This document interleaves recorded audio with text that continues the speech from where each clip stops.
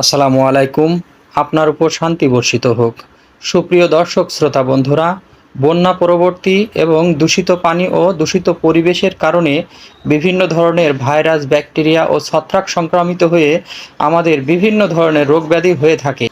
এগুলির মধ্যে বিশেষ এক ধরনের চর্মরোগ দেখা যায়। এই চর্মরোগের বিশেষ কিছু লক্ষণ থাকে, যেমন আক্রান্ত স্থান ভীষণ চুলকায়, সাথে লাল লাল দাগড়া দাগড়া ফুলে ওঠা সহ গোটা গোটা দেখা দেয় এবং খুব দ্রুত দেহের এক স্থান থেকে অন্য স্থানে ছড়িয়ে পড়ে। এছাড়াও একজনের থেকে আরেকজনের মধ্যে দ্রুত ছড়িয়ে পড়ে।